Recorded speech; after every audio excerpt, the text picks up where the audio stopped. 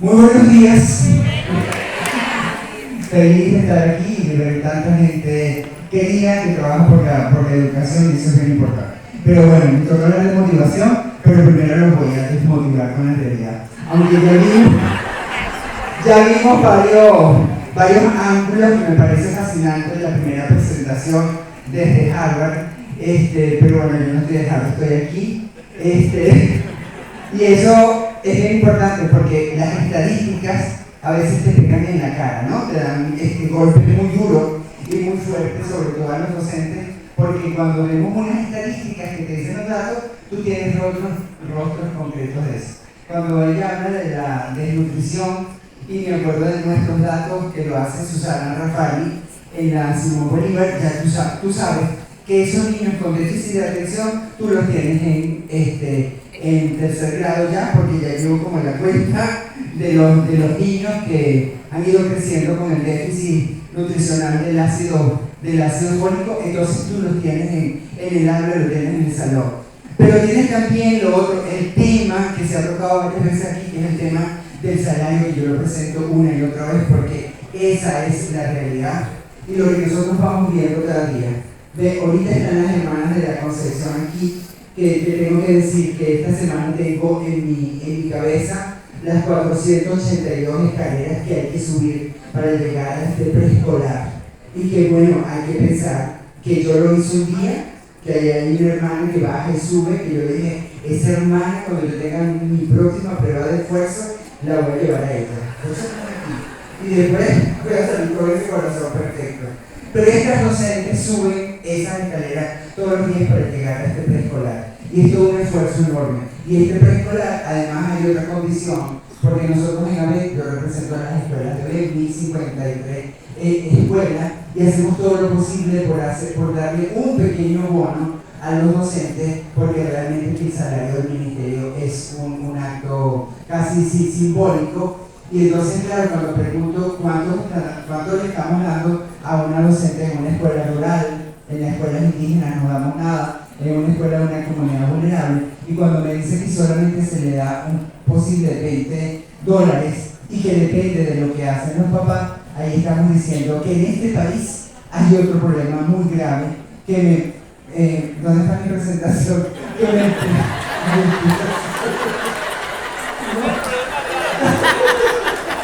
Ok. El tema de mi presentación es decir, motivación y vocación docente, la fuerza de las habilidades blandas para el desarrollo del potencial humano. Ya hicieron dos instrucciones perfectas del tema y por qué son importantes. Y para los que estudiamos habilidades blandas, nos encontramos en una pelea con los investigadores de investigación cuantitativa por el nombre. No vamos a ponerle habilidades no cognitivas. Eso son blandas, eso no tiene, eso se puede medir, pero ahora ya se está asumiendo definitivamente la importancia que tienen las habilidades blandas, que ya van a tener que llamarlas habilidades fuertes o poderosas, porque son definitivamente las que nos dan resultados. Y en la última frase, que es educar para la esperanza, es cómo mantener la esperanza en este momento. Y cómo mantener la esperanza si cada vez estamos recibiendo como que golpecitos a la esperanza.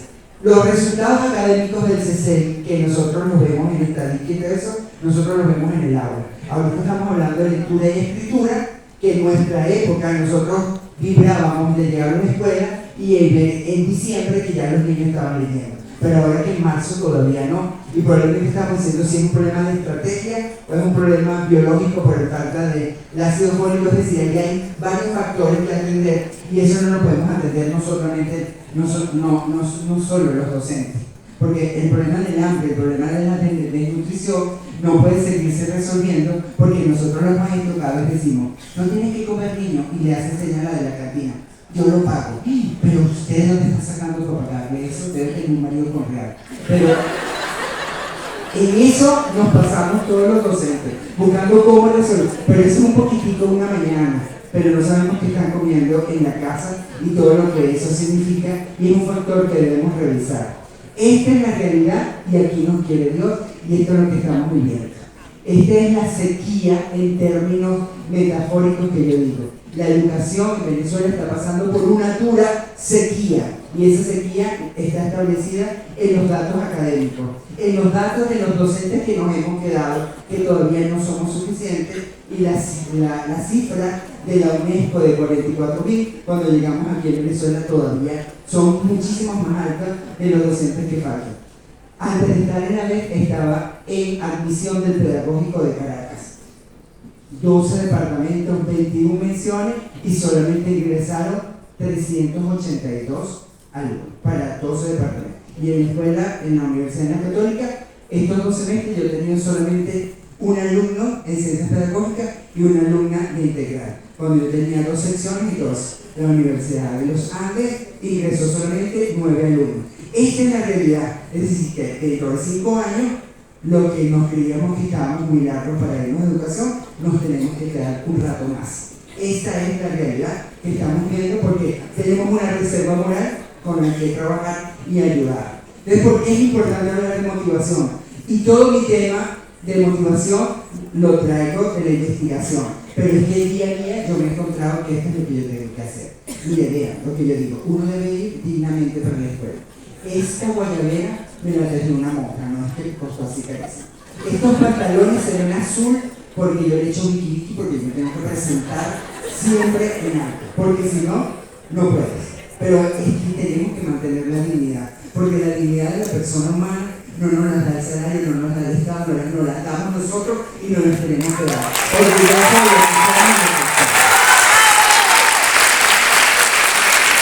Como el tiempo, porque ahora ya me acaban de decir que tengo que ir corriendo, pero sí, no te preocupes, nadie es. No, el próximo ponente no se va a preocupar por mí. Te corresponden 2 palabras secretas. ¿Sabe que cada uno de nosotros cuando lee profundamente, a veces hay personajes que se penetran y se quedan contigo todo el tiempo? Yo leí el libro 2 palabras de Isabel Allende cuando mi mamá estaba hospitalizada en una situación muy grave. Y uno se lleva cosas para hacer mientras está ahí en la noche. Y me tocó leer este libro y el personaje de Belisa Crepusculario yo me lo llevo dentro siempre, porque además es una situación de lectura y escritura. Belisa Crepusculario estaba destinada a prostituirse o estar en un sitio, pero por realismo mágico latinoamericano, Isabel Allende transforma el cuento y dice que Belisa ve una hoja, un periódico, y se maravilla y dice, ¿qué son ese poco de arañitas que están allí? Y le pregunta a un bonero, le dijo, esa es una noticia. Allí dice que hay un boxeador que va a pelear con otro y ganó, y ella se queda, no puede ser que en ese lugar. Y desde ese momento ella decidió que se iba a convertir en la dueña de las palabras. Y empezó a buscar quien enseñara a leer todo eso. Y para mí es un acto tan significativo porque la lectura te da potencia para salvar un país, para ser más productivo, y es muy importante que sepamos leer, pero que sepamos leer con propiedad. Bueno, ella se queda en el mercado y a todo el que va como una hechicera, le dice, saca de aquí 2 palabras, y ella dice, te corresponden 2 palabras. Y ahí está la magia. Entonces yo presento, nos corresponden 10 palabras para construir la esperanza de lo que somos como docentes. Y en este país que hay una sequía, yo digo entonces lo siguiente. Bueno, perdón, te adelantaste a esa lámina nueva, pero no importa. Solo es lo mismo. El marco que me pidieron es trabajar con las competencias blandas. Las competencias blandas, como las conocemos ahora, tienen muchísimas clasificaciones. Pero cuando ubicamos de dónde salen todas esas clasificaciones de las competencias blandas, tenemos estos 5 principios que corresponden a la personalidad. Y desde allí salen todas las teorías. Goldman es uno de los primeros que aparece con esta teoría, y a partir de allí. Esto es bien importante que les dejo esta línea para que investiguen. Son responsabilidad, extraversión, afabilidad, estabilidad emocional y apertura a nuevas experiencias. A partir de aquí, cada una de ellas puede generar 5 o 6 competencias blandas con las que se trabaja. Pero para mí esto fue fascinante, y está aquí Edgar Contreras, porque en una ponencia, ¿dónde está Edgar? Que viene después de mí, está en el espacio, que va a estar con Carolina. Hubo una pequeña discusión por los resultados del CCL, y que decía que los resultados del CCL, ese porcentaje de 10% en matemática, 8% en lenguaje y escritura, también correspondía a los colegios de alto nivel. Es decir, que los resultados no eran solamente de colegios vulnerables, sino que también nuestros resultados en esa área corresponden a colegios de prestigio. Pero él levantó la mano y dijo algo que me llamó la atención, que nuestros alumnos, aún con esos resultados, cuando llegaban a la universidad, eran exitosos. ¿Y a qué se debe ese éxito? A que los venezolanos preparamos en competencias blandas, como ningún otro país. ¿Y qué me revela eso también? Ustedes recuerdan que Aura Sofía y Elaine de Bupor, cuando escriben el libro, Elaine de Bupor viene a Venezuela porque sabía que había una área de su investigación que no estaba clara. Y encontró en los venezolanos esa característica.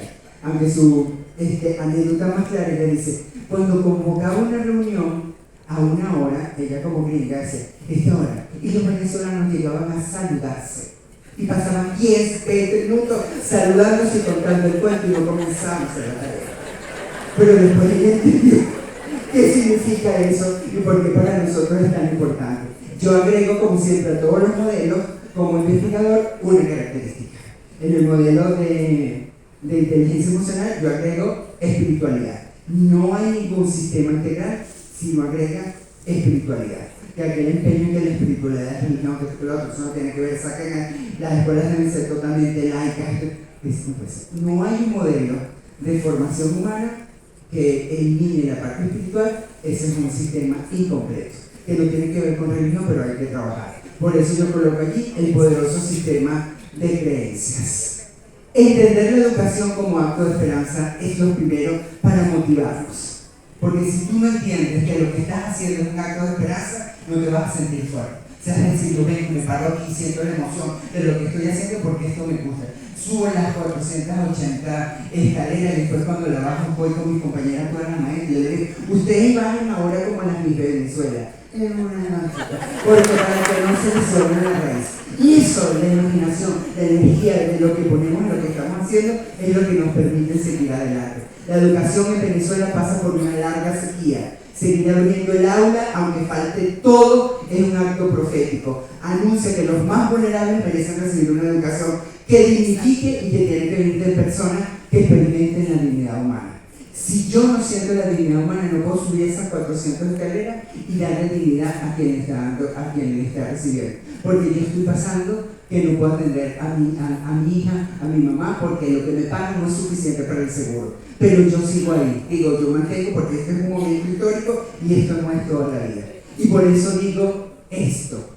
Cada maestro de Venezuela es un aragonés florecido en tiempo de aceptación. ¿Y por qué florece un aragonés en tiempo de sequía? Para esparcir la semilla. Y yo estoy seguro que vamos a hacer como el parque ese de Curare de Maracaibo, que se vuelve todo amarillo y le vamos a decir al país, aquí estamos, con el tronco recto y bien fuerte. Anclar la vida en la promesa de vida. Si usted no tiene claro que este es su proyecto de vida, no se quede porque va a estorbar. Y sus compañeros de trabajo van a decir, ¿y esta bicha cuándo le van a jubilar? Y eso no puede ser. La gente tiene que celebrar que usted esté bien fuera de contar eso. Y usted tiene que sentirse, ¿verdad?, que cada día que va con todo lo que va pasando, no tengo para usar taxi, lo compré, y en lo que llega en el aula, eso ya no es. Porque los alumnos no tienen que saber que usted está pasando por todo eso y va a llegar, miren, ¿cuánto se tiene que no me han pagado? No han depositado, el ministerio me quitó ahora el 40%, porque ahora yo tenía 2 trabajos, pero ahora nada más voy a cobrar el 40% de uno y otro, porque esos son los golpes que vamos a hacer. Porque ahora, como yo les dije del ministerio, ustedes saben que yo, acá sí este equipo donde lo sacaron. Mire, el problema aquí no es que la gente está trabajando en todos lados, ni que está cabalgando horario, ni que son 80 horas. El problema es que cada docente entonces va a buscarse otro trabajo para poder darle vida a la familia. Y esto es lo primero que tenemos que realizar en el país si queremos salir adelante.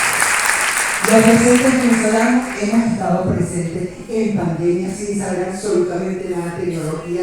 Aprendimos nosotros aquí, porque en Bolívar se montaron una manga de mango para poder tener una conexión y por eso mandaron, si acaso.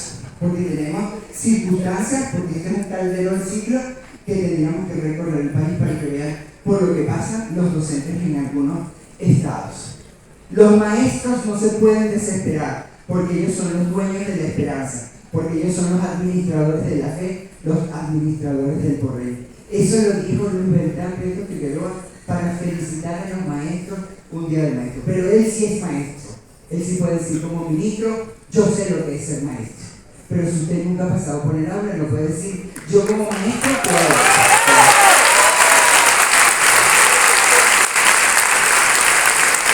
Cuidar el alma, cuide su alma. Se tiene que hacerse cariño y hacerse cariño con el otro. Es decir, usted tiene que llegar, como yo digo, mire, usted no sabe lo que es difícil llegar a la escuela y que usted lleve un despecho, porque no va a ser. Y aquí nadie te va a dar reposo porque lleva un despecho, porque usted tiene que ir a trabajar.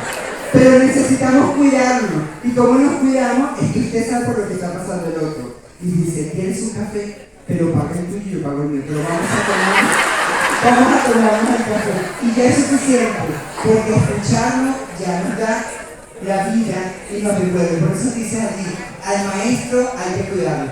¿Y por qué tenemos que cuidarnos? Y cuidarnos. La escuela, además de formar competencias, acompaña historias, vocaciones, heridas.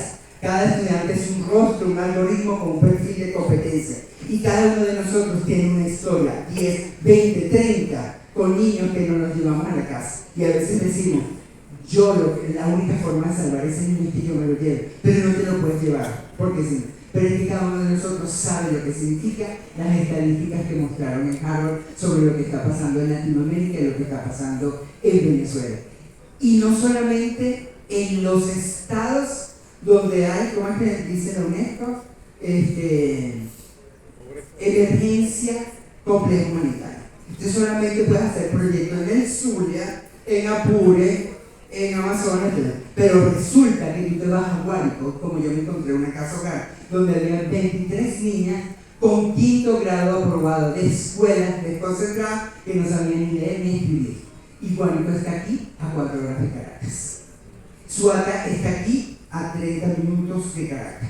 Y tenemos situaciones que reales, pero tenemos gente poniéndole, porque usted ve aquí a cada rato por todos lados una maestra poniéndole. No voy a decir la palabra que dice echándole. Pero usted sabe, yo vi una maestra que tarda 2 horas en La Guajira con una bicicleta en aquel sol para llegar a una tercera etapa. Nadie sabe su nombre y todo eso. Pero cuando yo la vi dije, ese es la gente que se ha quedado en educación. Y los que estamos aquí nos quedamos, somos que tenemos una educación contra todo.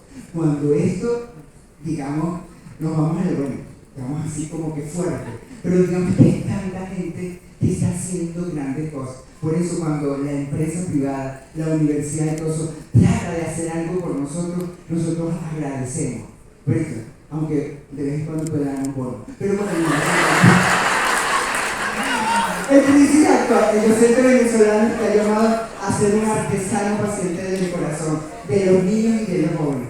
Porque ¿cómo vamos a cuidar la dignidad si de repente no la sentimos? Y vuelvo a repetir eso, que nos la damos nosotros y la podemos mantener. La esperanza no defrauda. A mí este dibujo, pues toda la vida me ha encantado. Que es una maestra que tiene un paraguas y la frase dice, no sabes de qué tormenta tienen tus alumnos, a veces el único lugar seguro que algunos tienen es tu salón y tu ejemplo. Y se me quiebra la voz porque recuerdo que fui a una escuela y había los lápices donde los niños le escribían a la maestra por el día del maestro. Y cuando llegó un lápiz, y estoy tomando fotos para enviarlo, un lápiz decía, porque tú eres la única persona en el mundo que me trata bien. Y eso se me quedó aquí, porque ustedes saben lo que eso significa, lo que está pasando en la casa, lo que está ocurriendo, y en nuestro país no deberían de pasar esas cosas. Entonces, por eso es que digo que a veces lo que nosotros hacemos es tener ese paraguas y protegemos. El concepto de guerra, que las escuelas son un lugar de cuidado y protección o un lugar seguro, tiene que ver mucho con eso. Es un lugar seguro, bueno, porque no se puede bombardear el concepto de guerra, pero es un lugar seguro por otra cosa. Porque ese lugar es donde le damos un poquito de dignidad a ese niño y ahora cuando le enseñamos a leer y todo lo demás, estamos en este ejemplo.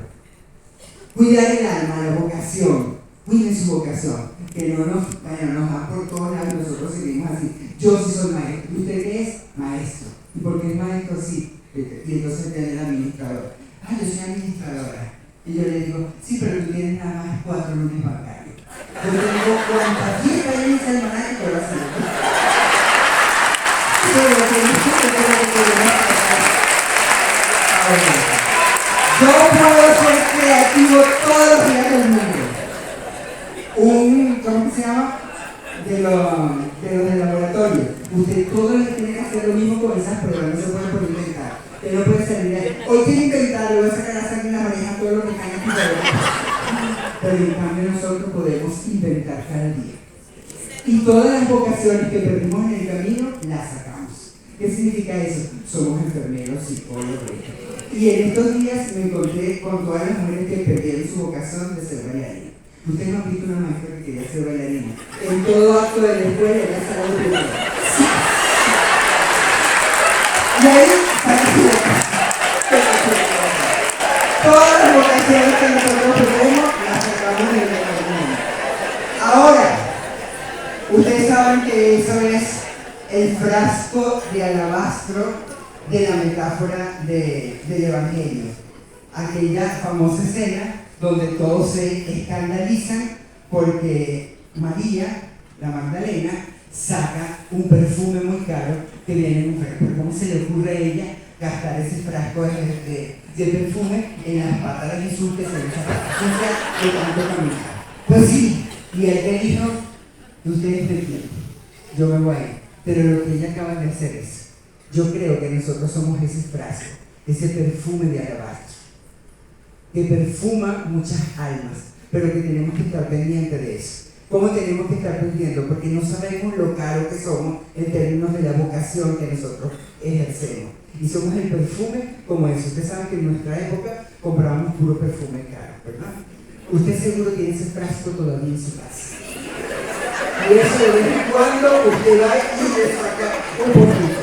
Ese es este. Pero ese también usted tiene que cuidarse. Y tiene que cuidar la vocación para mantener la lámpara encendida. Cuente por qué estudia educación. Cuente por qué cuide su vocación. Yo cuido mi vocación estudiando. Cuando yo estaba terminando el doctorado, ustedes saben que yo soñé por estudiar el doctorado porque soy negrito precioso. Nada más porque el día de la graduación yo me iba a poner todas las cosas y iba a pasar por el auditorio así. Terminando las medallas. Yo me gradué en pandemia y la tarjeta decía, sin traje académico, un solo familiar. Nada, yo quería hacer, porque yo sé lo que significa. Estudio para hacerlo mejor. Y usted ve la cantidad de gente de educación estudiando.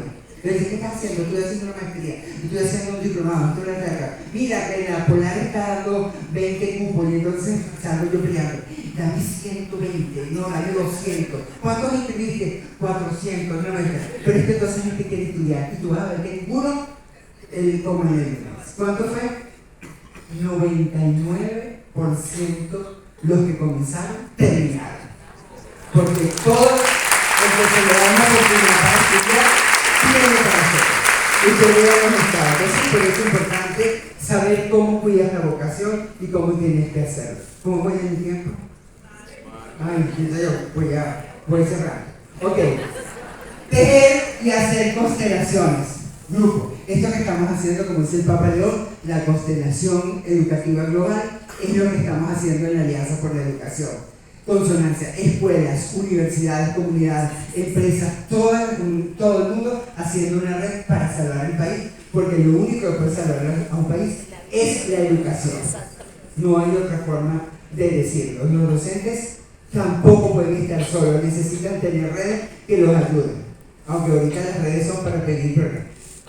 Ser coreógrafos de la esperanza y quiero cerrar entonces bailando, porque no puedo seguir con las otras láminas por el tiempo, pero así que levántense para motivarse.